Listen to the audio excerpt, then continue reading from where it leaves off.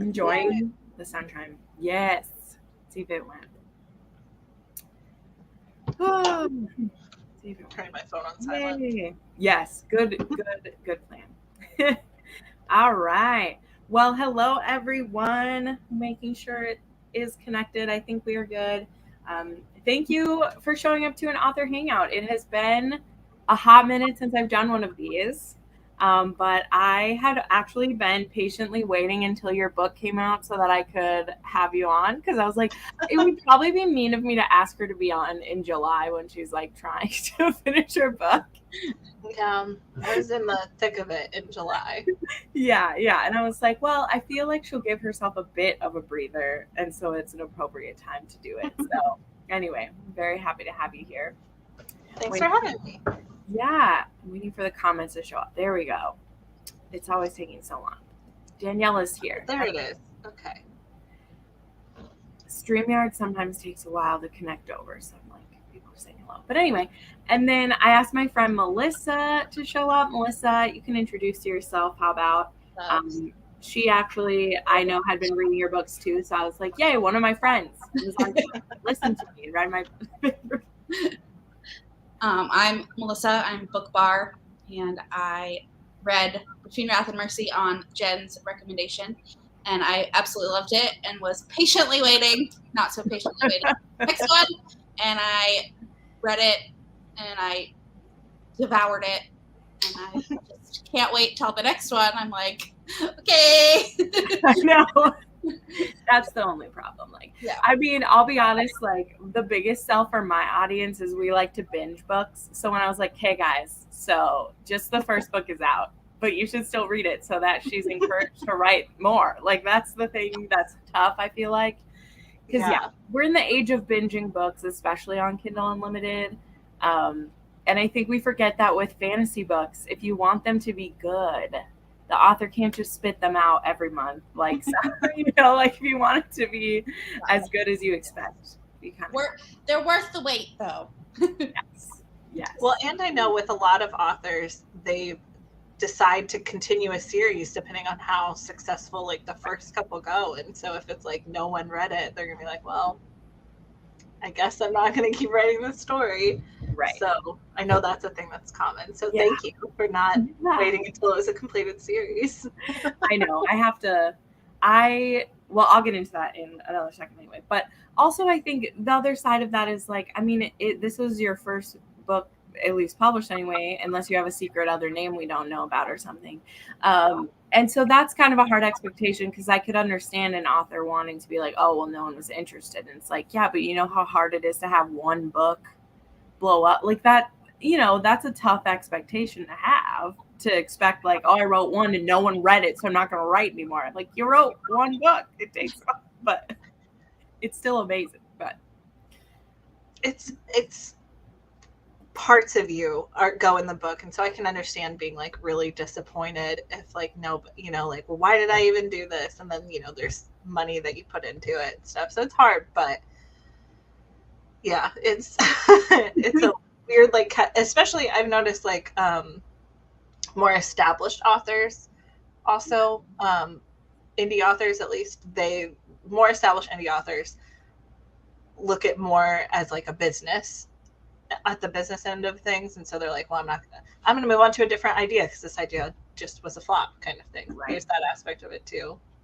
So But yeah, so thank you guys for taking a chance on an unfinished series, because I know what that's like. I'm the same way, so I know what that's like.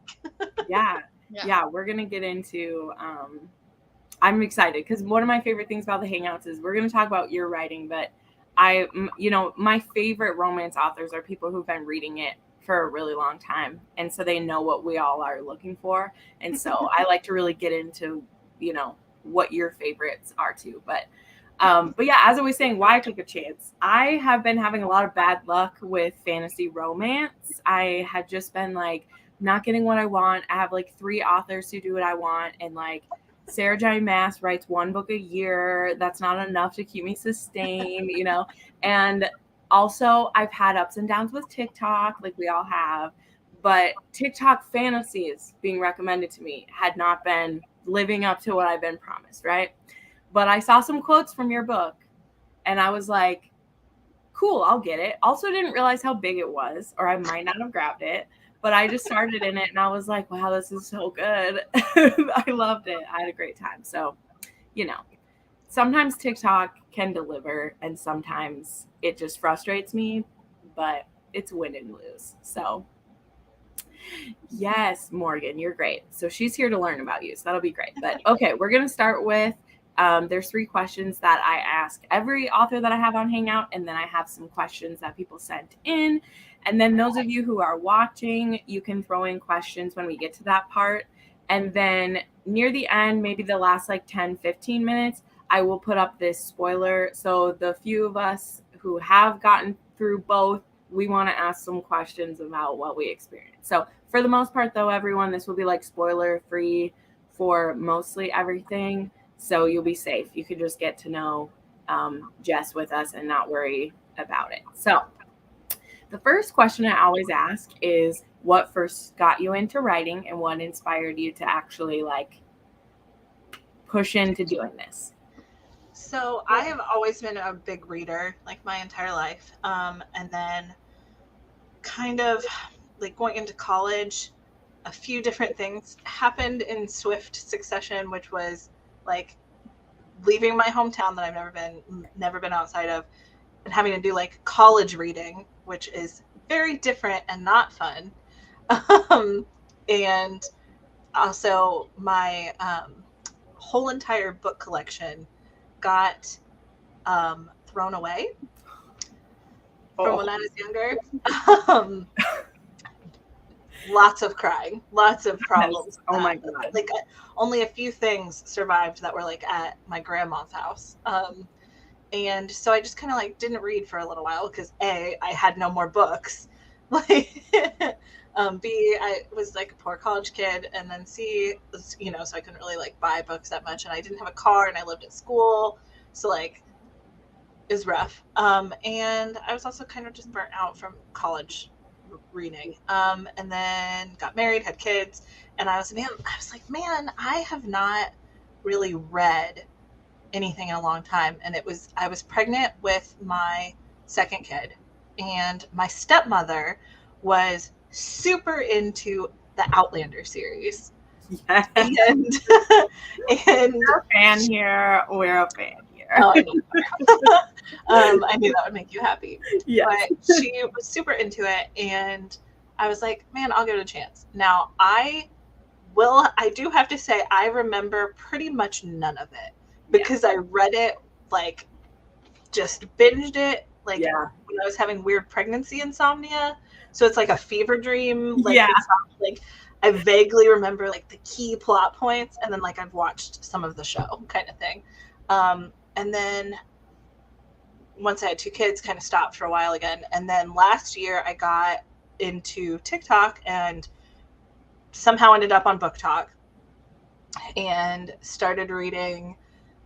I can't remember like the very first books. I want to say it was like the Holly Black Cruel Prince series. And then like, of course, the Sarah J. Maas door opened. And then ever since I just started reading. And there were a couple books that I was like, man, and this is where what you said about TikTok maybe like failing sometimes. I read a couple books where it's like, man, and I'm not going to say the name, so don't. It's okay. There's a certain book where I was like, this is really popular, and if this could be really popular, something I could write could be very popular. It was one of those like, if they can do it, I totally can. It's one of those situations. Yeah. And I've actually never written creatively in my life until I wrote Between Wrath and Mercy.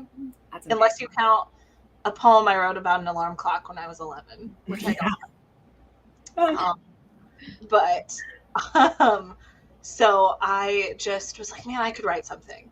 And then I just felt the urge to write, but I had no idea what I wanted to write. But I did know that after my binging of all of these like Book Talk fantasy books and stuff, like I felt tired of the 18-year-old main character who ends up with the 500-year-old immortal. Like I was just tired of it. Not that I loved those tropes, don't get me wrong. Right. And I love the Aelins, I love the Farahs, like I love the Judes, like all of those characters, I love them. But I was just like, man, like, Yeah.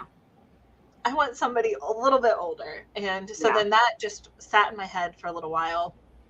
And like a week or two later, at like 2 a.m, I woke up. I didn't have a dream necessarily, but I was like falling asleep, and the idea just like fell into my head. So I'm like 2 a.m, half asleep, like typing this big note on my iPhone, on my notes app.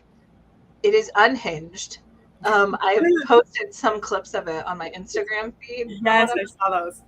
The story is not remotely the same. Yeah. It's just crazy and unhinged and wild. And then the next day I started writing it, and a lot of it changed, obviously. But, I remember I had the notes crazy, or no, not crazy. It was tragically hot widowed king is what the note was. Oh, jeez. Tragically hot widowed king was the original note for Rain. And they actually didn't know each other in the very original idea. So, yeah, it just a weird snowball of. That's so funny. What does tragically hot mean? What does that even mean? It was 2 a.m. I love it. I love it. Couldn't tell That's you. awesome. When was that day? Because I know. I still have the note. Hold on. Yeah. When did you, from start to finish, right? Because it came out in February or March? The last day of February, which was a mistake. I will never do that again. The last day of the month is like a weird day to release a book. I read it in March, so that's why that makes okay. Book ideas. If May 27th, 2021 at 2:32 a.m. Wow. So, that's a pretty good like turnaround time for a first one. Yeah, I wrote it in. I pulled up an old file of it just out of curiosity to like see how much had changed. I wrote 90,000 words in 3 months. No, it was like 4th of July. So all of June, it was like 6 weeks maybe. Wow. 6 weeks I wrote 90,000 words, which is. Side note, I got diagnosed with ADHD, and hyperfixation is one of the ways that it manifests in me. So there's some very successful authors with ADHD, like Katie Robert, right? One track mind, just But I finished it, and it was in the hands of like alpha readers in October. So it was like about almost 5 months it took me to write book 1. Wow. So, yeah. That's crazy. I love that. You certainly didn't start small. Let's say that. Like, no. You did not, either side of it. You did not start small. No. I didn't. And I had my alpha readers encouraged me to like leave it like, because I felt like there was this pressure to like cut it down a lot, especially after I was like querying and stuff like that. But my alpha readers were like, no, I love all of this. I can't tell you any of this to cut down. Don't do it. So I was like, okay, guys. Yeah. That's a hard thing because we talked back and forth a little bit about this because it is with any first author and especially with any fantasy, the first half just feels like info dump for anyone. And I've said that, like, it just, for it to be fleshed out, for people to know where they are, you have to do that. But yet it's the first thing, it's the first thing people are like, oh, the first half, like, drag, blah, blah. Like, it's the first thing people critique, but if you didn't have it there, they'd say, this is an underdeveloped world. You know what I mean? Like, I am one of those people who, when someone's asking me a critique, I'll be like, well, it felt like this in the first half. And then I'm like, but you will be happy that that's there later on. Like, I told you I reread this right before I read this, and I was like, I'm really happy that she had all that there because I had missed all this. And now I'm rereading it. I'm like, nope, she told me that what was happening right there. So it's that tough thing of like, I'm so glad that you've stuck with that because there's so many, as a hardcore fantasy lover, there's so much that can get left out when people are trying to keep it punchy and trying to keep it whatever. But well, and I'm in it for the long haul anyway, so I'm just like, just put it there. Well, and you're never going to please everyone, because as long as that book was, I still have complaints about like how things were confusing in some parts and Right. world building. And I'm just like, I have to please myself, and I would have been upset. Like there's no part in book 1 that I wanted. And I did cut like a couple scenes or whatever, but I was like, I can't do it anymore. Nope. Yeah. Like I can't do it. So. Yeah. Well, there's something for the payoff of it too, because it's like, how fast did you get to 1 million pages read with your first KU? And I almost got it in the first month. Yeah. I almost got it in March. Like it was like 960 or something like that in March. So that's fucking awesome, Jess. Like seriously, let's do a pump up with that, because that's amazing.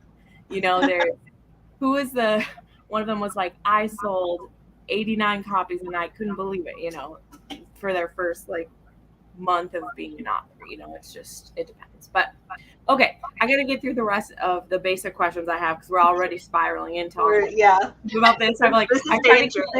I know. You're like, oh, I could talk forever. I'm like, so could I. Because I like to ask basic questions first. So this is always a tough question. No one ever can tell me like a typical, but when you're writing, especially if you're a mom, what are you striving for daily when you're in the middle of like writing? And I know you've only done 2 of these so far, but I'm sure you're looking to the next ones. What are you hoping to do each day?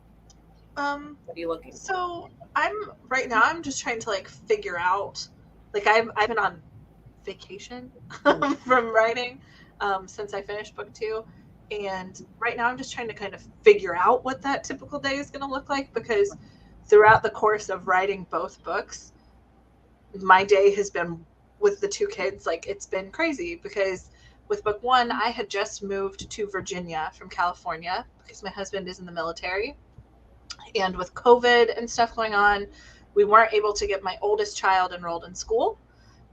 So he did like homeschool with us. And then we had like all summer, and the 2 of them played really well together. So a day of writing for me, it was just like checking on them, feeding them lunch, and then like just writing, hyper fixating, right? Well, then this past fall, he went to school. Well, like a year ago now, he went to school, and my younger one was like bored, right? Because of course she was. And I want to be a good mom, and I want to do this too. So it was very chaos, just write when I could, write, whatever. And then I was also juggling like the marketing side of things, which didn't know how to do still don't know how to do any of that, to be honest. So book 1 was like kind of structured chaos. Book 2 was just straight chaos, just when I could, if I could.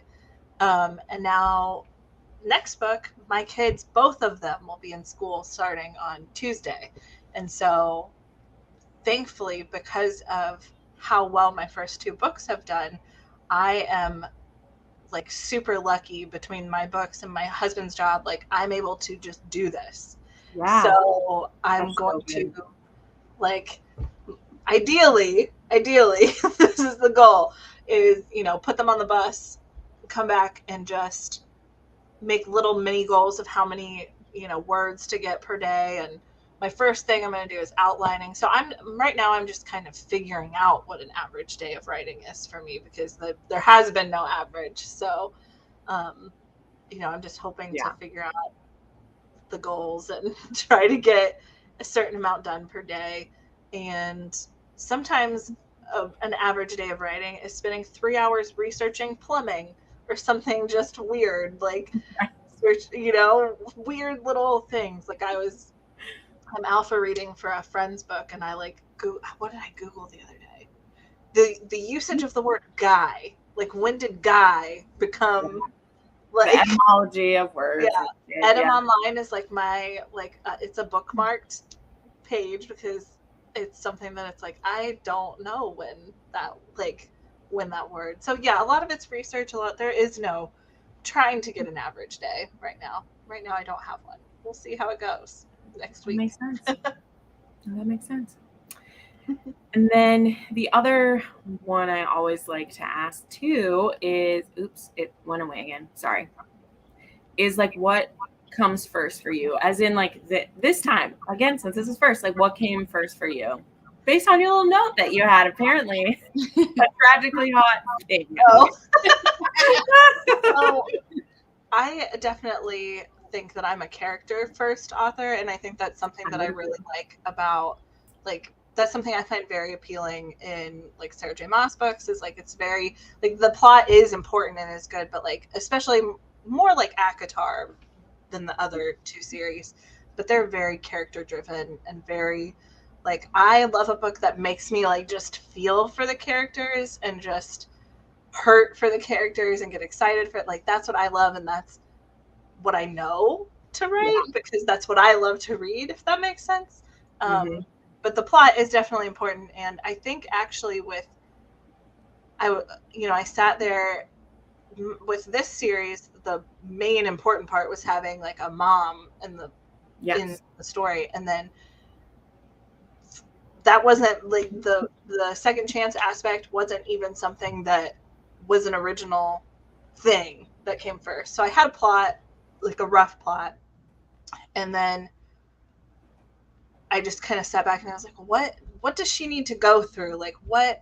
So she's definitely like her character was very important to me from the beginning, and then I built the plot around her, if that makes sense. And then the plot has grown exponentially to a point where sometimes I'm hesitant to even call the Divine Between series a fantasy romance, because I'm like, is it more of a romantic fantasy? Like, which is a weird blurred distinction that you have to think about. So I think sometimes it leans towards more one than the other. But yeah, definitely character driven.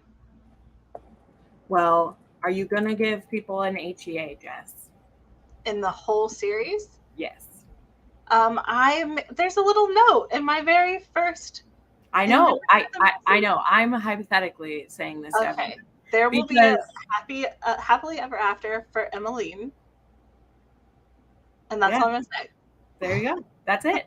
It's gonna be a romance then. So we're good. I'm not saying we won't cover.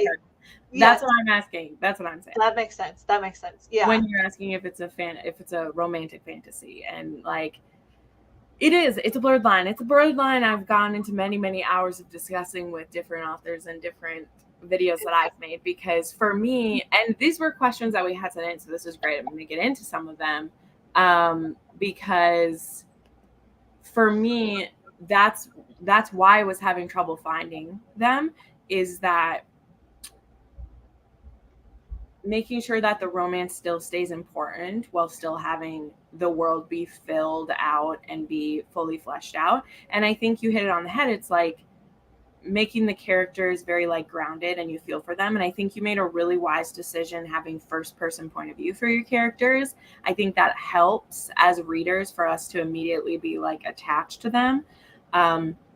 There's a historical series I'm reading right now that I'm having trouble connecting with this author's characters, even though I know historical is usually third person point of view, so I'm used to that, but they just haven't made me click with the people. And I honestly feel like first person would have made me feel them more, but I find a lot of fantasies are third person, which works, but having these be first person and seeing everything through Emma, like even when I wanted to bang her head against the wall, I was like, I understand why she's thinking this way. I'm just really annoyed with her. Could you stop it, please? And when you're in their head and see that, it keeps you close, which I think is important. So, yeah. But this was a question. This was from my friend Crystal. How did you maintain a balance between the romance and fantasy so that they're both important? I don't know if it was a conscious thing. So with Between Wrath and Mercy, with M, originally it was going to be like a forced proximity, is that the right trope? Yep. The word isn't sounding right for some reason, if that makes any sense. But like, so But I was like, man, there's no way that she would be able to like have these kind of feelings with someone that she had just met. Like they have to have like a history. And then when I really sat down with it, I was like, their history has to be huge. Like it has to be life-changing for this to work right. And so that became probably like the central point of importance for me. And then I feel like the fantasy aspect just kind of like enriched the story, if that makes sense. And then when I really sat down and like plotted, because I know exactly how this whole series is going to end, and like exactly the plot to get us to the end. And I sat down with it, and because the plot is more, I feel like the plot is more fantasy based, and then the characters is more romance based. Does that make any sense?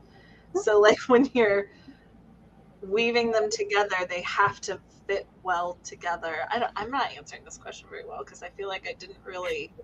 It just happened. Like I just it made sense, and I love magic and creatures and all of this stuff. I'm trying to not spoil things. Like for book 2. Not yet. I love incorporating magic and stuff like that in, and so it came really naturally for me. I don't know. I didn't have to like think about it, if that makes sense. Yeah. Well, I think it also is an interesting choice about like how some magic works. Definitely helps if you love the person. It can make it way. So that works out. That was a fun trope that I just wanted to include. Yeah. Well, see, that's one of the ones that when I reread the book, I understood that more because I don't know, I just was kind of like, oh yeah, they're married, and so it then makes it stronger. Yay, it's love and everything. And rereading, and I was like, oh yeah, that's what's happening with those other people. Okay, yeah, because I'm a romance-based reader, even when I love a fantasy. I've said this. So if I go into a fantasy and it's like too much for my brain, I just focus on the characters, and then I'm like, the stuff happening around the edges is just like, oh yeah, it was fun, it was cool. But when I was rereading, I was paying more attention to those because, you know, I wanted to be a good arc reader and not just be like, it was nice. Because that's like sometimes when I don't know how to explain what I read, but I loved it, I'm just like, it was nice. So I was like, I'm going to and then I was like, oh, this was set up to be this way. Yeah. I mean, love is great, but what happens if you don't? That's another side of it then. So very interesting. So love that. All right. Here's one. Were you afraid people would put aside the book because the FMC is a mother? Afraid isn't the right word. I was, what's the word? I figured just it would be very easy to, not easy, but oh my gosh, words. The author struggles, can't speak words. I kind of thought it wouldn't be that somebody would put aside the book, but just that they wouldn't pick it up in general because she was a mother. And I figured that would just be a good way to kind of, you know, part of being a new author is finding your audience and finding the people who want to read your books. And I was like, well, that's a good way to weed them out. You know, if they're like, they're not my reader, if that's not something that they would enjoy. And I have had plenty of people who have read it who are not moms and still love it. Yeah. And even people that are like 20 years old. So, you know, I've had a lot of people that are in their 30s who love it, who aren't parents because the characters are in their 30s. But then I've also had, you know, like 20-year-olds that are like, I love this book, you know, stuff like that. So I kind of figured that if people didn't give it a chance because there was a mom, then they wouldn't have liked it anyway. So why waste both of our times, you know? Like, I don't want somebody to read a book they're not going to like. And I originally thought that like 12 people would read it. So right. That's what most realistic authors will think is they're like, you know what, I'm going to get this done and I'm going to have a copy of it. Yes. And that's what I want is I want to read it. Well, and I had some of my friend who actually introduced ACOTAR to me, she was one of the first people I told like that I was going to write this book. And I was like, I'm thinking about writing a book like with a mom. And she was like, do it. do it. Like, I know so many people who would read it, and she Yeah. did. She knew she had, and she was like, and who would love it.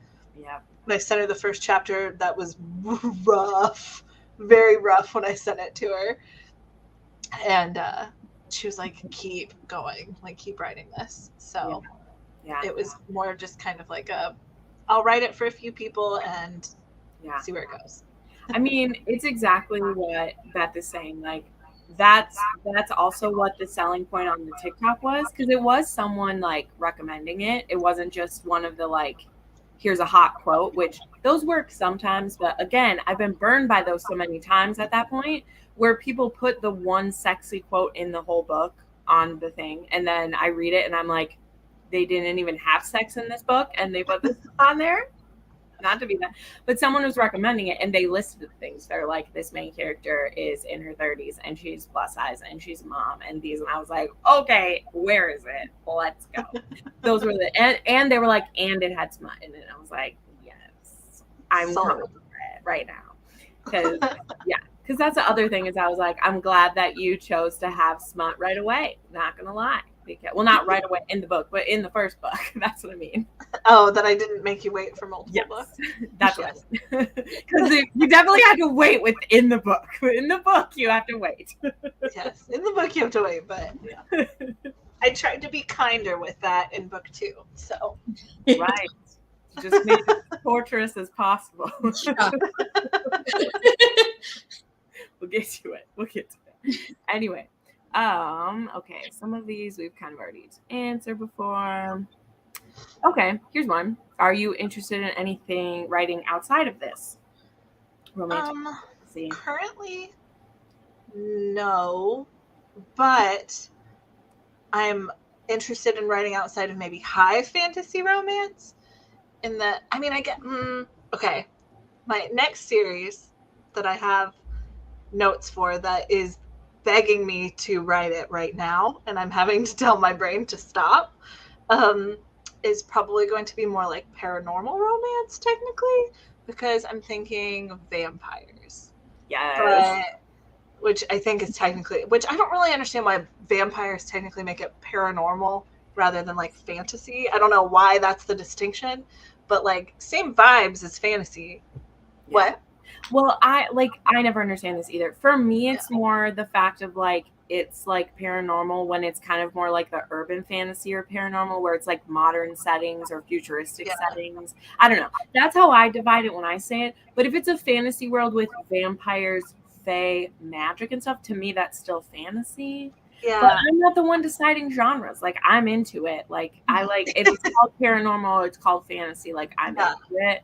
You know, like, because witches are sometimes paranormal and sometimes they're fantasy. And for me, I feel like it has to do more with if it is the like, I don't know. That's where I. So then I guess it's probably technically more paranormal romance because it is going to be like modern.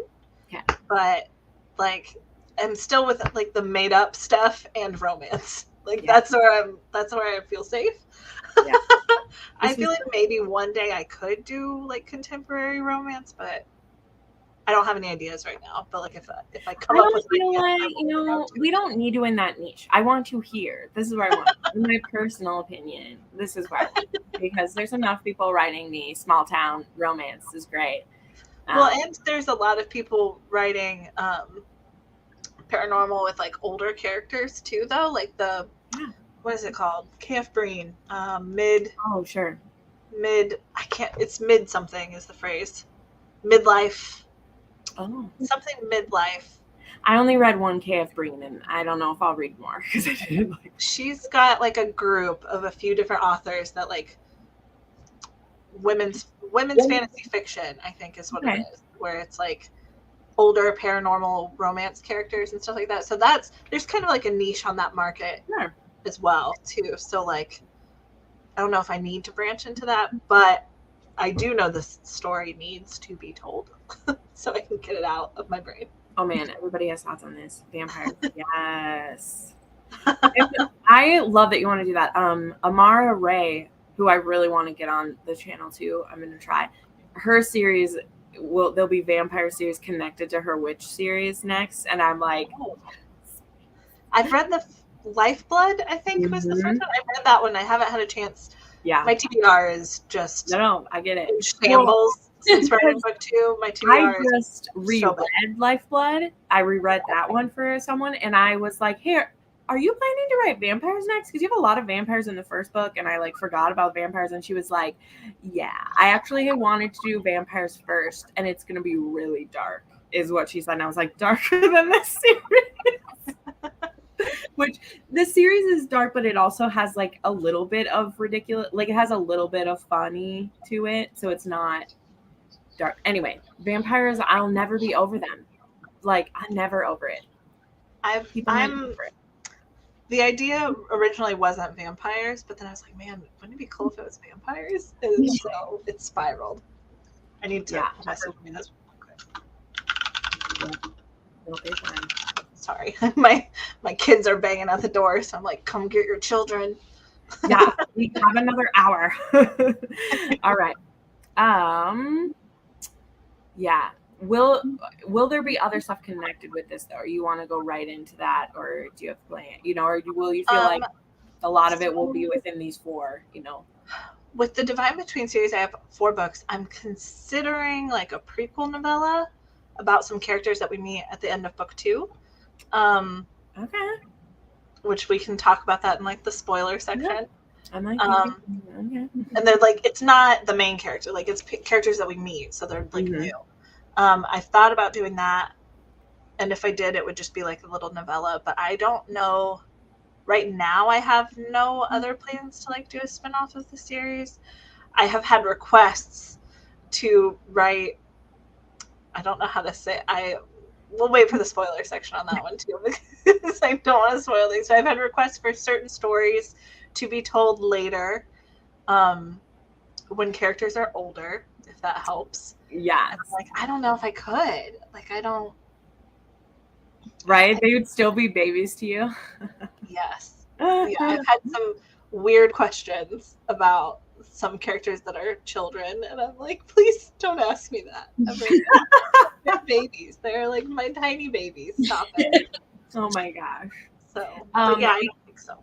Yeah. Well, in case someone hasn't seen your announcement with this, do you want to explain what's happening with this? And then we'll get into the questions being asked right now.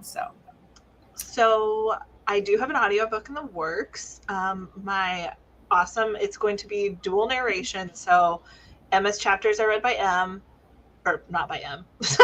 Emma's chapters are read by Kelsey Navarro, which she's on TikTok. She's awesome. I have like a funny story to tell about that. And then the Rain chapter, which there's only 1 or 2. I think he's narrating the bonus chapter too. In book 1 are going to be done by Sean Krisden, and I've heard some clips from him where he was like clarifying pronunciation of things, and I was like, I was so happy and so excited. I haven't heard anything from Kelsey yet, because it's so hard to schedule audiobook narrators through a production company, because a lot of them like work in like guilds and stuff too, and like they're scheduling, and some people can only work with other people, like, so it's been really hard to get that scheduled. So Kelsey's going to start recording in October. Sean's already done for book 1 because he only had 2 chapters, and that will be coming out, I believe, don't quote me please, in January. I'm just gonna say January. I think it's mid-January, but I'm just gonna say January because I don't know. And then they've already booked time with them to record in January, so book 2 should be the end of March, which is awesome that they're coming out like pretty close together. And then I don't know about 3 yet. We haven't discussed it with that yet, but I do have a contract with them to do all 4. Nice. It's just I need to figure out when I'm going to finish writing 3 so they can figure out when to book studio time. I mean, if you're able to do a day and day with it, that'd be epic for you, not gonna lie. Like, that's the goal. But we also want it as soon as we do, so you got to be able to balance between how fast you can put it out or have it done. So they would need it months in advance, and so then I'm just sitting on it. Yeah. And so it's like, I don't want to just sit on it. I want you guys to have it. So it's kind of like a hard, awkward scenario. But I'm excited. They're really lovely. And I'll tell my little quick story about Kelsey. Back in February, before my book even released, she had made a funny video doing bloopers for her audiobooks. And I had left a comment that I was like, okay, that's it. I'm adding that to my author goals to have you as the narrator for my audiobook, to get an audiobook and have you as my narrator just so I can get a blooper reel. And then a month later, I have an audiobook deal. They asked me, that came out of nowhere. Surprise. Like, I didn't even think I could get an audiobook deal, and I did. And they asked me, like, who do you have in mind? And I just was like, I really like Kelsey's voice, but assuming that they would find someone just like similar or whatever. And they're like, okay, Kelsey's available, we'll book her. And I was like, Yeah. Okay. So I like manifested that happening. I feel Love like it. That's awesome. It's just a fun story. That's so fun. Okay, so we have some questions people are asking where we were going. So Morgan asked, how many rounds of readers are there before a book is published? And I'm sure she means like for you, because that's going to be different for everybody, Morgan. It depends on if it's So this book one had significantly less, just because this wasn't something that I thought through very well. It was like I read through it like so many times. I probably had it memorized for a short amount of time. Yeah. And then I had 2 alpha readers, which one of my alpha readers is actually an editor, which for book one, she was very sweet. We were all 3 of us were kind of alpha reading each other's stuff. So she didn't charge me, but she was totally doing editor type things. Right. Because she is that is what she does. And so it was just the 3 of us. And then I had like 2 beta readers who caught a couple things, but they were very close to like release. Whereas with book 2, I had my editor got it first, and then it went to an alpha reader. And then I originally had 2, but one of them had to kind of like back out because she had a lot of work stuff going on. And then I had 1, 2, 3, 4, 5 beta readers, I think. And then I went back through my editor and all that stuff. So there were 6 or 7 eyes on it. And not all of a few of us read it more than once, but yeah, there's 6 or 7 eyes on it, but that's usually, it just depends on everybody else. Usually it's more than that. I feel like, especially like if you go the traditionally published route, or once you're like a bigger indie author, Well, and I think like when you're an indie author just getting started, like it's really up to you of how much, either how much you can afford or how much you like, I don't know, how much care you want to take with it is the thing. It's like when you aren't expecting more than 10 people to read your book, you're kind of like, I just want to put it on KU, like it's fine. And then, with the and then I also had a sensitivity reader. I just remembered that too. Yeah, I was gonna say, I was like, I know that you did. So. Yeah, so definitely lots of readers on it, and it also depends on like who you're getting to read it, because if you don't have like a writing community, you have to go to like Fiverr or something like that and pay someone, and that's not always in a new indie author's budget, stuff like that. Thankfully, I have like a writing community, so we're all just like scratching each other's backs kind of thing and helping each other. So. Yeah, there's some cool ones out there. I know like when I lost my job in April, like I was thinking about like writing some different things, and I immediately had people be like, go in this group, check out this group, and people like threw me into stuff. And then I got in there, I was like, these people are like dedicated. I'm not ready to be dedicated. I want to read more than I want to write, so I'm gonna not.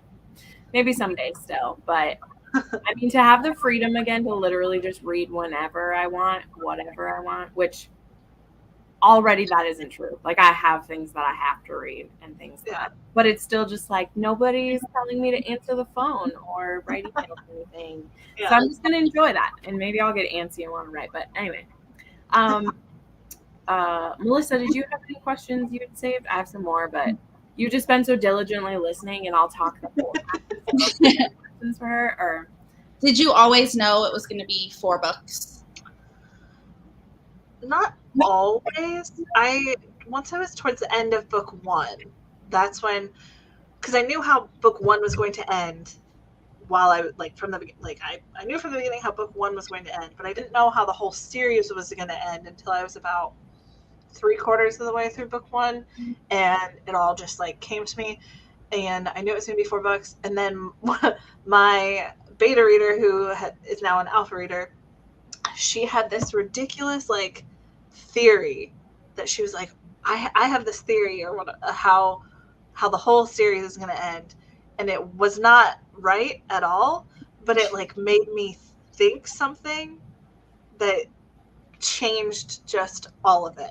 And so then I had to like really sit down, and I was like, okay, how can I still like, can I keep most of the bones of the story? But yeah, I pretty much always realized it was going to be 4 books once I realized the, you know, the whole plot of it, especially with like certain characters. Like I've only been further validated that it needs to be 4 books. Like I know a lot of authors are like, because there was a short time where I was like, should I only make it 3 because like trilogy is such a like a good number, I guess. Like, and people are more likely to read a trilogy, I feel like, than they are like a quartet necessarily. But just the way the story's gone and like how things have gone with like other characters and stuff like that. One of the most best-selling series of all time is a quartet. All right, you are going to be fine. Which one? Twilight. Yeah. Oh, it is a Twilight. That's a quartet. Like, And just saying.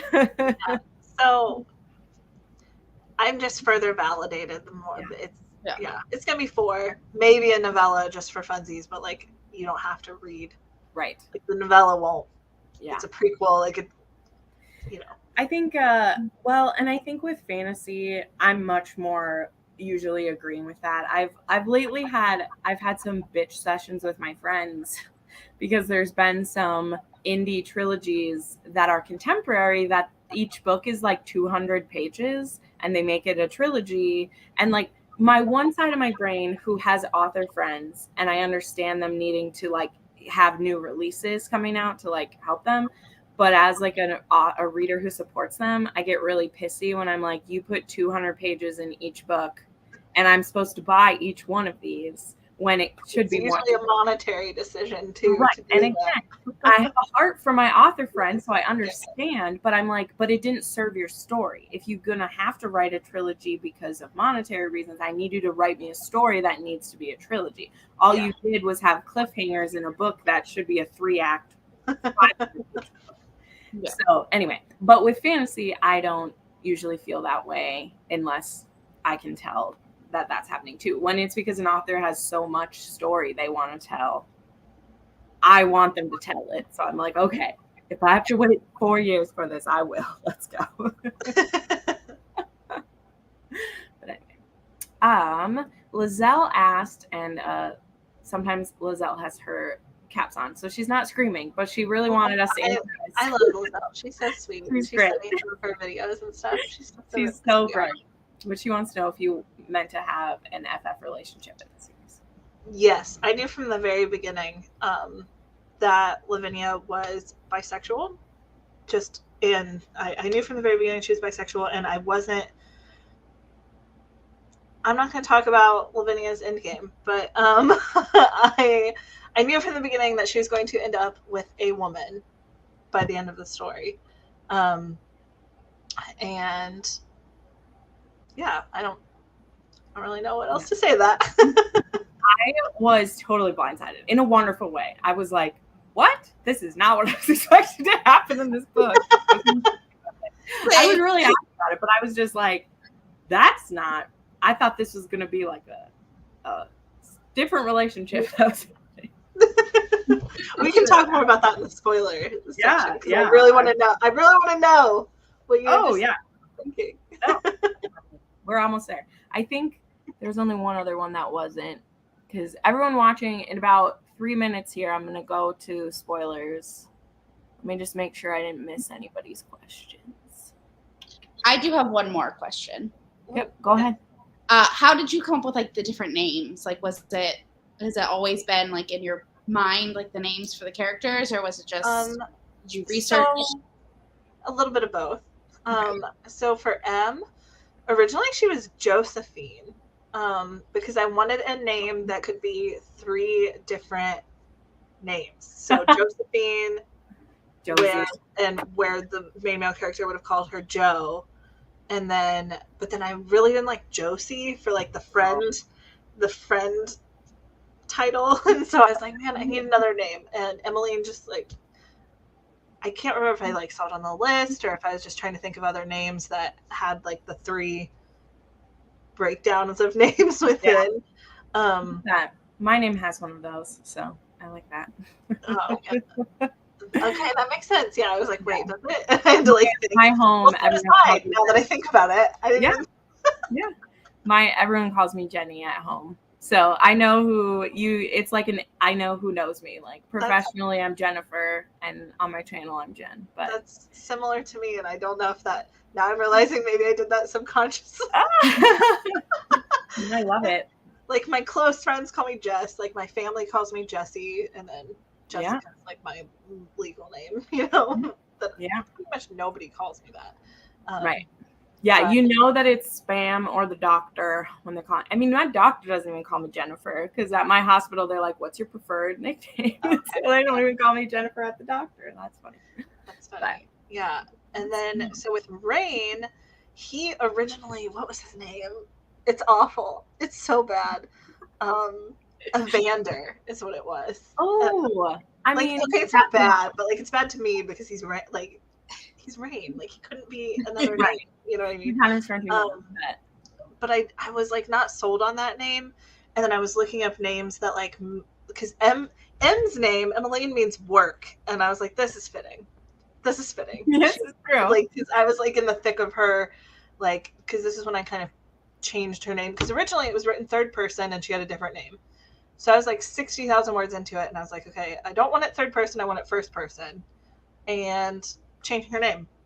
And I was like in the thick of her being like bullheaded, and I was like, works, this is perfect, this is a perfect name for her. And then I was looking for names that were like warrior, stuff like that for Rain, and Rainier came up, and I was like, oh, and she could call him Rain, and that's so precious, isn't it? Yes. That's just, so that's how it came up with that one. And then all the other ones just kind of popped into my head, kind of. Some of them were off of lists. Like I remember seeing DeWalt was a which I've had this critique, which like frustrates me about him being a tool, like I mean, but I didn't even think about that because I found him from like a coat of arms. That it was like a last name, like an old like British last name, and I was just like, oh, I like that.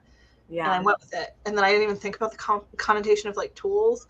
I think maybe it's because my husband's like a snob and buys only Craftsman, so I didn't even think about DeWalt being like I also like, I don't think of tool when I think of DeWalt. I think of like strong. Like I think of strong. Like I know it's a tool. My dad has DeWalt tools, but I don't think of it as the boy toy tool. Like that's not what I think. I think like strong hardware is what I think. But so I think for some reason I like gravitated towards like D's and E names, and I wish I didn't. Like that was a baby author mistake that I have filed away in my notes to not repeat. But we had like DeWalt, Declan, and Dickie in book 1. Like it's a lot of D names, and I don't know. Those names, I think, other than DeWalt, the other 2 I think were just kind of like random names that I came up with. And then Thea was originally Danny, and I caught that and I changed it, but I didn't catch it. Like apparently D names were just like in my head. And then Alora and Emma, I didn't even think about it until the very end. I was done writing it, and I was like, oh my gosh, like Emma and Alora, like most people call her Em or Emmeline, only a few people call her Emma. And so I was like, Emma and Alora are like really close. And I was talking to my alpha readers, I was like, I have to change it. And they're like, don't change it, just don't change it. And I'm glad I didn't, because Alora, I had looked into like Alora means light. Yes. Yeah. And I was like, I have to keep this, because she's multiple reasons why Em would pick a name that means light for her daughter. So I didn't change that one either because I was like, no. But so E and D names were ones that happened a lot on accident. And so then in book 2 with the naming, I was much more careful to not name people names that started with certain letters. So it became more of like an avoidant way of naming. Yeah. So. Yeah. Sarah J. Maas did that too, though. Yeah. Yeah, Aylin and then like all the names are so similar, and it's like, and they all like either they look the same or they like sound similar too, because then there's lots of like A's and L's and like C's in names. Yeah. It's very confusing, but anyway, cool. All right. Well, okay, Sarah, this is the last question before we're going to spoilers. She wanted to know what you've been reading right now during your like time off. It's not like you have time off. You're a mom, but you know. I've been reading, these aren't new books. They're a couple years old. I've been reading the Brown Sisters trilogy. I feel like calling it a trilogy is weird. They're standalones, I think, interconnected standalones. And they're just rom-com. Right now I'm like not in the fantasy zone, so like I feel like you guys might be wanting those kind of recs, but I'm just like not in them right now. But I do have books that are like on my TBR. I want to read next week. We're starting a buddy read. Me and some of my friends are doing What Lies Beyond the Veil, because I have a bookish box. Did you? Yes, I have that exact edition. Yeah, doing a buddy read starting next week. And then I wanted to read I haven't read it by Lillian T. James, who is the August book for Bookish Box. Okay. And she's lovely. She's really sweet, and I wanted to read that one. I love Adelaide Forrest, so I'm excited to try her fantasy. I've never read anything by her. Yeah, so. she writes mafia, very dark mafia, and so I'm very intrigued by what her fantasy book will be like. Yes. So I'm wondering if it's gonna be like a dark. I've heard it's like dark fantasy, but I'm wondering if it's like mafia dark or if it's just like fantasy dark. I think it'll be like kinky sex kind of dark. Like all of her sex is kinky on some level. So not necessarily like whips and chains, but it's very like dynamic, very alpha male stuff, and just toxic deliciousness. Like, love it. The toxic mafia romance aspect, but brought over to fantasy. I mean, yeah, but I don't know that that's what the fantasy will be, but I'm pretty sure. Yeah. I'm pretty sure whatever the relationship is. What else do I have on my list? I have Ninth House, which I've heard is really, really good, by Leigh Bardugo. That's in my stack of books to read. I think that's all I've got going on right now. I've been on like rom-com.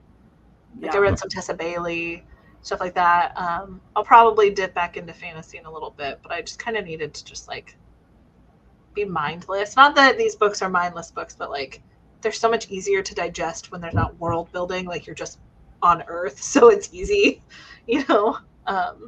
Yes. But I switch up all the time. Okay, we're doing it. So if you haven't read both books, you can stay if you want to, because I know I enjoy spoilers to convince me to read stuff.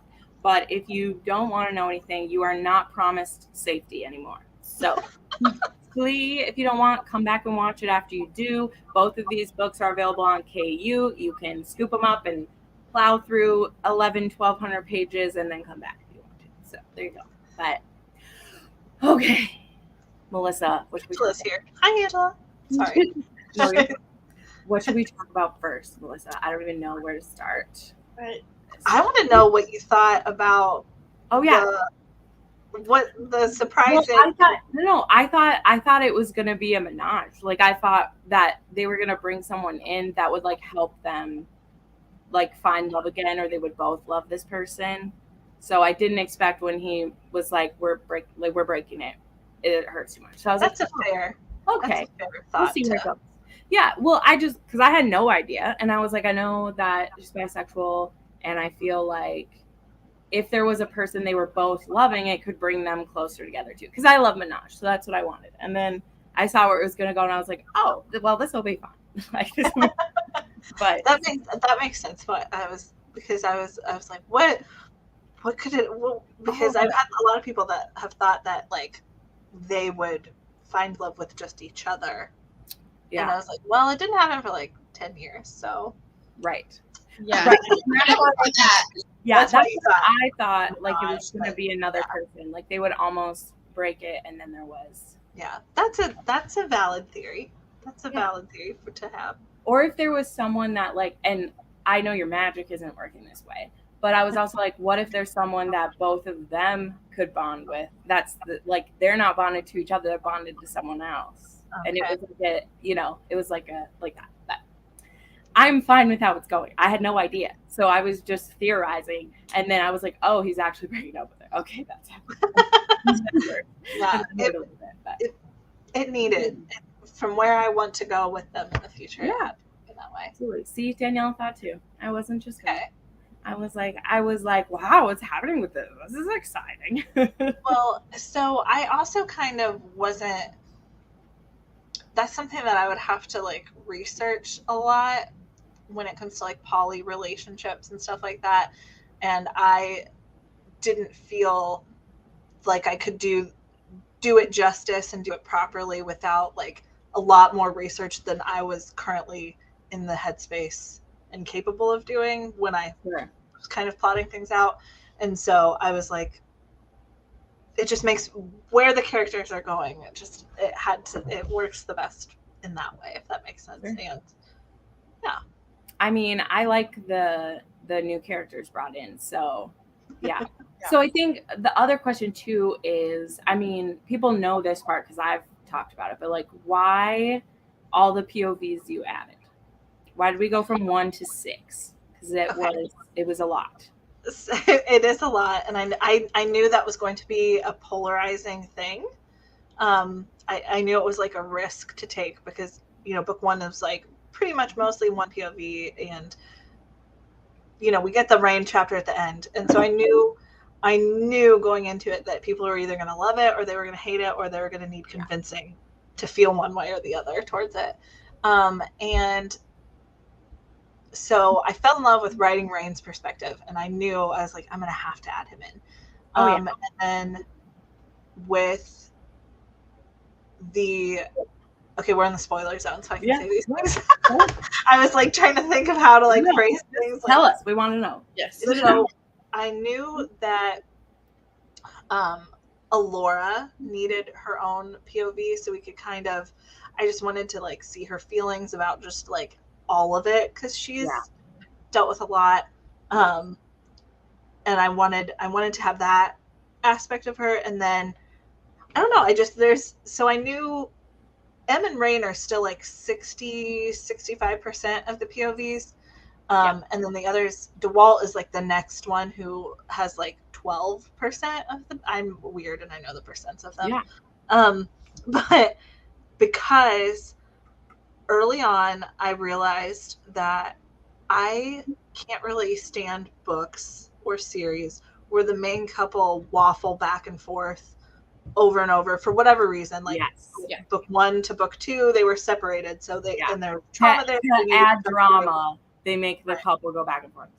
And so I didn't want to do that for books 3 and 4, but I know for a fact that a big chunk of my readers are here for the romance. And so I was like, books 3 and 4, I'm not going to, like, yes, Em and Rain will still have a romantic relationship, but it's going to be more solid, and there's not going to be that, like, fun will they, won't they? Like, they're good, even at the end of book 1, they were good, but then they were not great for a while and had to come back to me. But now they're good. We're not waffling. My heart hurts. Those are our sweet babies. So they're not waffling anymore. They're solid. But so we still need this romantic. My readers want it. I want it. Like, we need these other romantic relationships. And so I was like, I need the readers to be more invested. Not that they weren't invested in the side characters, but I needed to get them invested in book 2. So in book 3, when I begin to tell that romantic story, we're like we can relate to them more, if that makes sense. So, and then book 4, there will be a different story, romantic story that takes the stage. You guys probably can tell. I mean, if it's not that couple, I'll be kind of annoyed at you. So don't. Yeah. So it's I wanted us to get to know them a little bit in book 2. Yeah. So that way, when we have more of their perspectives going forward, we're invested in them. There will, in book 3, I'm still kind of figuring out, because we might drop some people from that we get their point of views in book 2. Might drop I'm not gonna say who. I'm not gonna, because I don't know what I'm gonna do yet right now. I haven't even, I know like the big plot, and I'm trying to see which characters I need to be point of view characters, but we might drop a couple, and maybe we're definitely gaining one. Yes. Definitely gaining one. Okay. Like, don't want to say, but I should be able to guess. We're definitely gaining one based on how someone's story ended at the end of 2. Definitely gaining one, and maybe dropping 2, or just like barely. They won't get very many chapters, if that makes sense. But it was just kind of, it just made sense that way for me to tell the story. There was not like a big decision, but I just knew that I knew some people would hate it, I knew some people would love it, and I just was like, well, my brain's gonna only let me tell it this way, so I don't care. Like, yeah, I can't stop my brain from writing it that way. Like, I mean, I can, but like, I hate it when people say like, oh, my characters wrote themselves, like I can't help it if they did XYZ. Like, well, you can, but like it's just not fun to like redirect your characters and stuff like that. But it just made the most sense for me, for us to get to know them better. Daniela said, but I was pleased with DeWalt's decision. They showed so much growth in certain aspects. I love the conversation DeWalt and Lavinia had regarding the big decision. Was that I'm curious, the conversation when she kind of called him out for how he did it, I'm assuming is what that decision was. Yeah. Because he's definitely a bit reactionary, but I understand it I understand it for the long haul. Like, there's years of things we haven't seen, and so we get caught up to them very quickly once we're like in his head, and it's the tipping point when we get in. She says yes. Okay. So like, I understand what Lavinia was saying, but I was also like, it's really clear that he's feeling the most tortured out of this. I'm sure Lavinia is too, but it's very clear that he's like, this is harder. I'd rather not have my full powers than keep being tortured this way. It's like, so that conversation that they had where she called him out, like how he did it, that was before that point. Lavinia had like maybe 2 chapters, I think. Yeah. Those chapters were not written at that point yet, because I really struggled to connect with Vin to a point where I almost didn't include. I knew I needed to set up Vin's story for all of the growth she's going to go through in future books, but I almost didn't include her POV because I was like, I don't know.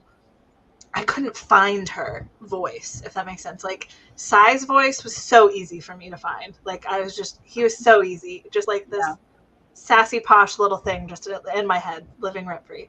And then DeWalt was really easy for me because, like, his sarcasm is very me. Like, all of my characters have little parts of me, if that makes sense. Yeah. And I struggled really hard with Vin, because I was like, man, I don't know if it's because Vin is more like demure of a character and like just kind and quiet and not obnoxious. And so I struggled with finding her voice. And that moment when I had her kind of confront him, that was not in my head. Like, that was not plotted out. That was not, because I'm a heavy outliner, and that just wasn't. And I don't know. It just came out, and I wrote it all, and then I really sat with it because I realized it was because I didn't really sit with Ven's story, in which she was so young and kind of forced into this emotional caretaker role of 2 men adult men. Like, she was 16 and they were like 20, 21, which, yeah, they're adults, but like barely adults. I feel like 2021, you're like still figuring it out, and they've had this huge traumatic thing, but forced into this role of caretaking adult men. And I didn't even realize it when I originally wrote the character. And I mean, I knew that was kind of going to be her role, but I didn't, until I sat with it and wrote that conversation, I didn't realize how much her and I had in common, because there's a person, a real person in my life when I was younger, that I was kind of forced into like this mental caretaker role, around the same age as Ben, a little bit younger, that really, I didn't realize that I kind of wrote that into her. And when I wrote that scene, I like really sat with it, and I just like cried. I just sat and I cried for like an hour, because I didn't even realize that I kind of wrote my own something subconsciously, really, into her. And I needed to have her say those things where she felt like she did a lot and just wasn't, like, I wanted to, and that wasn't his fault that he had, mental health issues when they were young. It wasn't his fault. And I wanted us to feel for both characters pretty much, because it wasn't his fault that he had issues, but it wasn't her fault that she was forced into this unfair role at a young age, kind of thing. So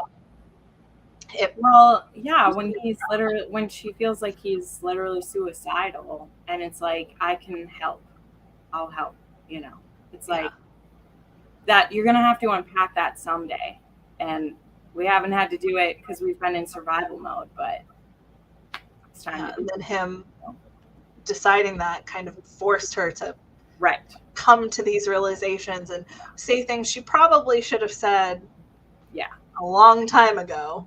Because well, that's a great way to put it. Like, they both have a side, and he does it kind of abruptly. And I mean, even like By the Book case was like, I did a dance, and I don't know whether because she agrees with him or agrees with her or what, but it really is kind of like the both sides, because like they both deserve to have what they actually want to have. And, well, it probably was necessary at the time to do that. It doesn't mean it has to stay that way. Yes. They both needed. DeWalt was totally right when he said she wouldn't. It has to be me that ends this. Like, and it had to be him. And I think that the disconnect was just kind of where the lack of communication about it, as it was just, this is what we're doing. Have a good life. And it was just kind of like, wow, okay. Yeah. Thanks for including me in this conversation. Right. But she would have just been, I don't know, she probably would have just been placating about it and been like, no, it's fine. Like, this is fine to do it this way. And it's like, it was ripping off a Band-Aid. I think it had to happen, but it still doesn't stop. Or cutting off a foot. Like, I think it's more than a Band-Aid. Probably more like that. This is more like more than a Band-Aid. But that's off like the infectious foot. Right. It had to happen. But it hurts. And it's okay that it hurts, but I don't know. I tried to make it as complicated as this. I tried to show how complicated the situation was for both of them, because they were both just doing their best and trying to be the best they could for each other until it became the opposite. All right, we're running out of time. I'm pushing you forward. Sorry. This is where I'm going. Let's talk about dragons. Very excited about dragons, because someone then also did ask, you will tell us about dragons. Where's that question? Someone also asked, what other magical creatures might we see that you want to tease us with? But also dragons. So in book 3, with where Ven left off, we're going to see more, maybe not necessarily like magical creatures like dragons, but just creatures. Mermaids, maybe some mermaids or something. Yeah, maybe a little bit more into the seaborn, like the selkies and the marrows and any other creatures. Some of my alpha readers and beta readers have referred to the sea queen as the sexed up kraken. Nice. So maybe some more of the sexed up. Yep, there's Beth saying it. Sexed up kraken. I love it. I mean, Katie Roberts just did the Kraken sacrifice, so they're paving the way. The monsters. I have some alpha readers that are saying if I don't write something involving that, that they're going to write a fanfic. So, hey, that's great.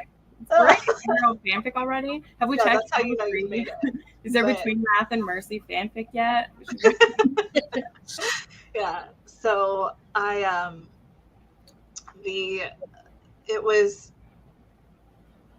we're probably going to see more of like the Seaborn and maybe some more gross creatures like we saw at the end of book 2 that I know a lot of people hated.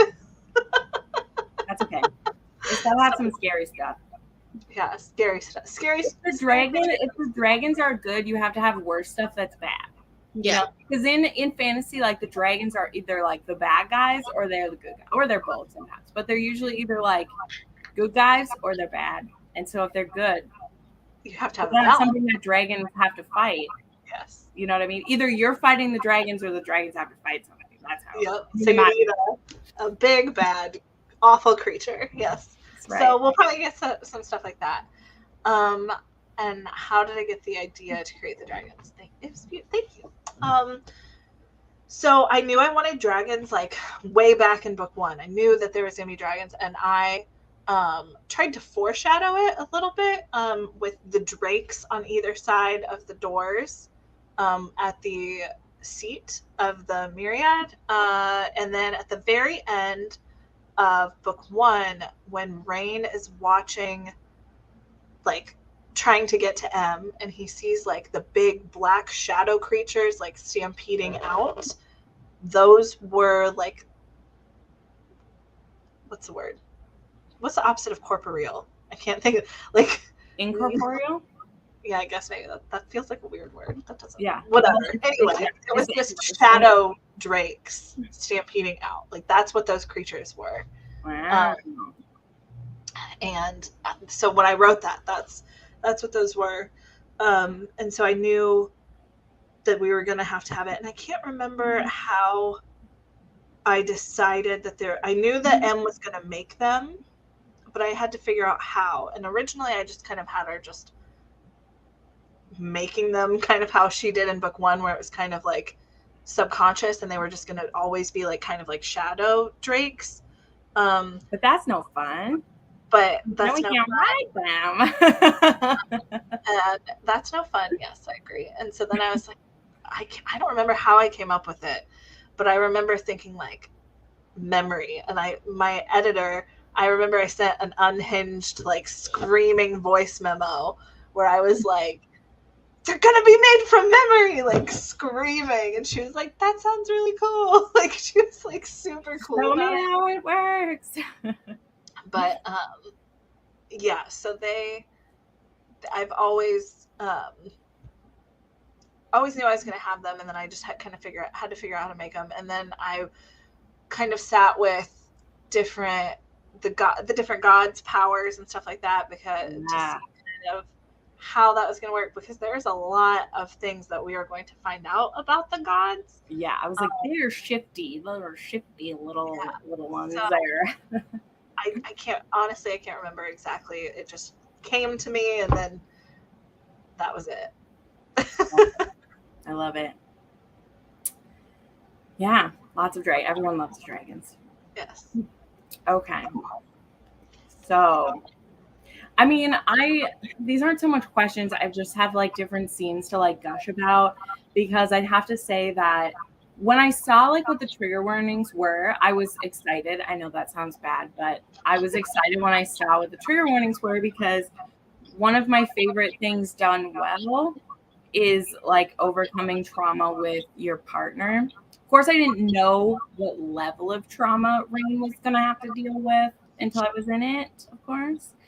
But the like brain fuck of the fact that their powers need to be like reinforced by intimacy, and Deacon has found a way to fuck with their intimacy. I was like, oh my God, I can't, like, what the hell? It's adorable. And when they're like bond breaks, when he's in prison, I was like, I don't know if I could keep reading, and I'm only like how far into this book. It was a tough day. So anyway, like I said, I'm just like gushing about that. I don't have questions. I guess. I'm glad you. When she gets her tattoo, I was like, I'm done. This is it. That is like the perfect thing. That's the perfect thing. So I love that. I don't even remember, like, in Rain's bonus chapter, like the newsletter spicy bonus chapter, he mentions the freckles that were in the shape of a constellation on her shoulder, and then I just like ran with that. Like it just had like and originally Rain's time in Darkhold was going to be more physical torture, and then I really sat with that, and I am very intentional when it comes to my characters of color, because I do not want to do harm, and because so many authors do on accident. And so I really sat with it, and I was like, man, I don't think that I personally or in general need torture of a black man at the hands of a white man, especially in ways that have been done historically to black men. And so I really sat with it and rewrote so much of it. Not that I did like a lot of physical torture, but it was like more than I wanted when I sat. And it's kind of like we're here now. He's black, but now I have him in prison, and he needs to be tortured. So that's where you're like, I've written myself to here. I wrote myself into a corner when it came to that, and so I was like, it's got to be more like an emotional, mental torture, which is just as fucked up, right? Yeah. Like it still does.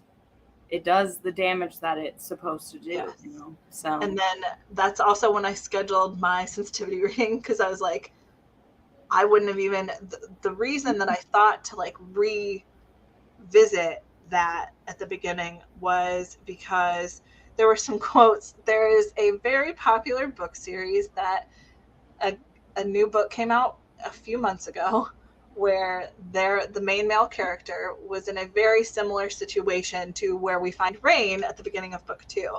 Okay. And there were some quotes that like were posted, and I was like, oh my God, these are so similar to my book. Like, I am going to have to really like reevaluate this, because I was like, man, I don't know. And I went back, because a lot of times I don't read the stuff that I wrote at the beginning until like I'm done kind of, and I'm going through it again. Mm-hmm. And so sometimes my brain just forgets some of the things that I wrote. And so when I went back and revisited it to make sure that the similarities weren't like too much, right? Because you don't want to hear like, oh, this is just a rip off of whatever. And so I went and I revisited it, and I was like, man, this doesn't sit right with me the second time reading it. Like, I'm going to get rid of this and change it. And I booked with my sensitivity reader, because I was like, I need to be very careful with how I handle this when it comes to Rain. And so it ended up making my story so much better as well, because it made more sense for them to have these issues of coming back together, you know, and mentally and otherwise. And then it also they'd only just reclaimed their like relationship anyway, you know. So it's like still, it's brand new. Yeah, well, it's still like brand new again, and then to have it be like that was the easy part of them getting back together. You know what I mean? Like that was the easy part. It was the emotional damage that was the problem. So and then when I booked my sensitivity reader, she also specializes in PTSD, and I hadn't even thought about that being like a thing that I might need a sensitivity reader for, because I'm familiar with people that do have it, but it's not my own lived experience. And so it was very helpful to get her insight as well when it came to that, because there were a couple things that I was able to add to like just make it more like authentic. when it came to them getting past it all. And she was integral in Rain's story in this book. And I think because book 1 was always going to be M's story. Book 2 was going to be like a big chunk of like Rain's story, like him getting through the things that he needed to get through. Book 3 is going to be someone else's story about them getting through some things. But obviously Em and Rain will be like the overarching plot, but we're going to see some stuff in book 3. I'm so excited to see what her like powers do next and sort of all of it goes. It's so exciting. I can't wait. Melissa, did you have any other questions? Sorry, we're almost at the time you said, so this is me pulling. You're making me stop. I told you I'll get you to your dinner on time. I just have to feed them. They're fine. Y'all, she told me that her children would eat her if she I did say that they would eat me if I don't feed them. So I'm just making sure that she's around to write us more books. So. Yeah, definitely. No, just my heart was like hurting with the Rain and Emma stuff. Like I was like, what is happening? Why is this happening? Like it hurt so bad. I was like 3 a.m. and I was like, I have to keep reading. It needs to get happy again. Well, I hope that the release of that tension with the tattoo and all and the things after. I hope that. Well, I mean, also them like. Okay, this is one of my favorite things in the first one. I love, like, so clever, by the way, so clever. I'm getting to the point, I promise. That they both Emma and Rain like figure out together that Alora's his. I love that because I hate Secret Baby, but this is literally like it was Secret Baby, but it also was Surprise Baby at the same time for both of them. Or like this like already happened all this time ago, but it was like Surprise Baby how many years later for that, and I was like that. I don't know how that needle got thread that way, but I love it because he literally, number one, he doesn't have any doubt anyway because Rain is amazing, but also he's like, I literally just saw you figure it out in front of me. Like, I know this wasn't a big thing. I know you wouldn't have been with this shitty human if you thought that I was the father, even if we weren't getting along. So I love that that's how they like both find out together, which is great. Yeah. But then I just loved how he immediately was like, she was mine anyway. Now, like, and I was like, no, I mean, yes, but like, no, I can't. So I loved in the second one when they like finally get to meet each other, and I just love that. So I know that was one of Angela's by the bookcase. One of her favorite things was seeing Rain get to be a dad, and she actually made a funny TikTok recently that was like, I get really confused when I read single dad romances because it's like dad but also like daddy. Yep. Rain had like daddy energy anyway. Like he had definitely did. Like he does. Yes. So I knew that was one of the scenes when they met in book 2. I actually had that scene gave me trouble for weeks in that like I got to that point, it's like chapter 25 or something like that, where they finally meet and I just stopped writing. Like I couldn't write it because it was too high pressure because I was like everyone's waiting for this scene and I didn't touch it for like 2 weeks because I just couldn't do it right, if that makes sense. It just wasn't doing it right. And then I think it ended up perfectly like for the two of them. Yeah. Well, they're both so nervous, so it's kind of cute. And they just wanted the other one to just want them back. Like, yeah. I mean, she just had who she thought was her dad, like, sell her. Yeah. So, you know, she just, like, lost a dad that she really loved. You know, I don't know. Laura I love her so much. Like, she handled things with, like, this sort of, I want to say maturity, but I also want to say when children or like teens go through traumatic things, sometimes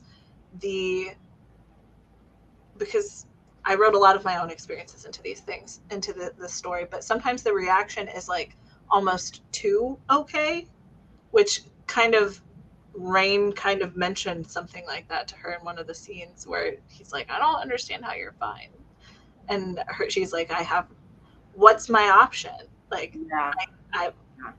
I have to be fine. Well, and I also think she's like fine with certain people. Like, there's Yeah. definitely someone who takes the brunt of it. yes, You know. and I think she redirects a lot of things. Yeah. I mean, granted, he's the one who does the deed here. All right, he does. But it's the fucking gods manipulating these children. So what's he supposed to do? They're like, you're gonna lose her forever, or you can gut her right here. What you're gonna do? I will say I am nervous for what's going to happen with her and Emma's relationship after Emma's choice at the end. You should be. Don't say daughters always blame their mom for everything, though. Like, don't they? They kind of do. Like, I mean, they still hadn't even really like fully like fixed things. Like, they were still kind of like this, like they weren't on level footing to begin with. Yeah. So, and she was more focused on her situation with Sai and more focused on like this new dad. And well, it's also very interesting though, because when it all shakes out in the first one, like, what did she really lie about? Because if Emma's really the one who does it, like, what did she really lie about?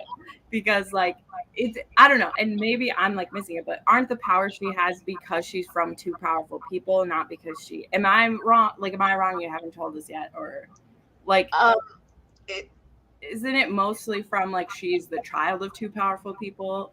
So she is the child of two powerful people. However, Ayanara did bless her when she was a baby, like right when she was born, which is when M sees both Rhea and Ayanara when she's like in childbirth. Okay.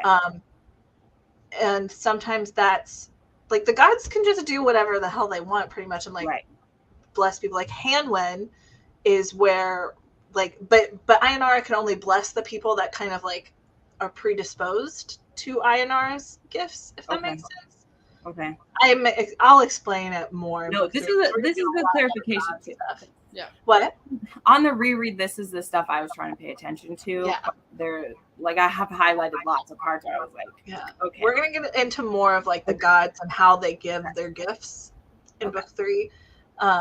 So basically, like M, her power of healing is from Ayanara, but it's like inherited through her bloodline. Mm-hmm. But then like her actual blessing is like Ayanara being like, oh, I'm gonna give you more. Kind of is how it works. So Alora would have probably, without Ayanara's blessing, she still would have been a siphon because she inherited that from Shivani, but she wouldn't have like known how to use that because she didn't have any other siphons around like to teach her how to do it until Shivani. But she wouldn't have necessarily had the light. She could have had it in some sort of way, but she definitely had it like to the extent she did because of the blessing specifically. Okay. Yeah. But she didn't inherit any of like Hanwen's gifts, which are what Rain has, like the earth and the rifting and all that stuff. She didn't inherit that one. She inherited like the generation above from Shivani, if that makes sense. Which so like the parts of her that are similar to her aunt, that's what was scaring Emma, and enough to make Emma be like, okay, we're getting out of here, I'm not dealing with it.